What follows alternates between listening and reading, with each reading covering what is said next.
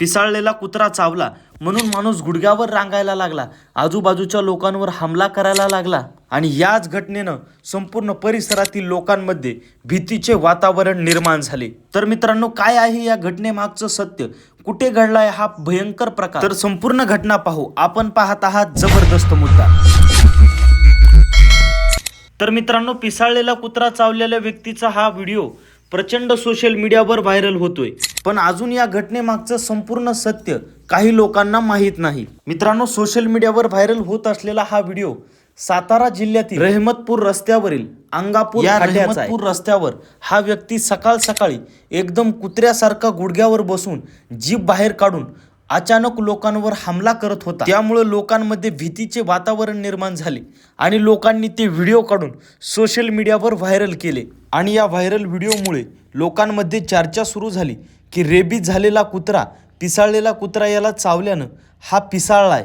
मित्रांनो, अशा प्रकारचं कुठलंही सत्य नव्हतं, या फक्त अफवा होत्या। पण या व्हायरल होत असलेल्या व्हिडिओ मागचं सत्य काही वेगळंच होतं। पिसाळलेला कुत्रा चावल्यासारखे कृत्य करत असलेल्या व्यक्तीला त्या परिसरातील सर्व लोकांनी एकत्रित येऊन वाघीर लावून म्हणजे एक जाळं लावून सर्वांनी एकत्रित येऊन पकडलं आणि पोलिसांच्या मदतीनं सातारा जिल्हा रुग्णालयात भरती केलं।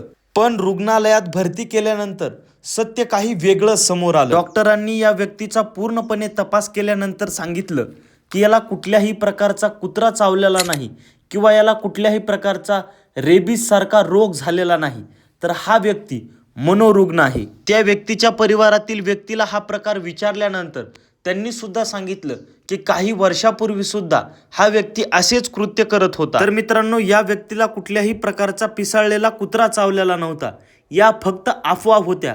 आता त्या व्यक्तींवर डॉक्टरांकडून उपचार सुरू आहे आणि मित्रांनो, जर एखाद्या व्यक्तीला पिसाळलेला कुत्रा चावला तर त्याला रेबीज हा रोग होतो आणि रेबीज या रोगामध्ये सुद्धा अशाच प्रकारचे मनोरुग्णाचे लक्षणं दिसून येतात। पण पिसाळलेला कुत्रा चावल्यानंतर फक्त 10 ते 15 दिवसात हे लक्षणं दिसून येतात।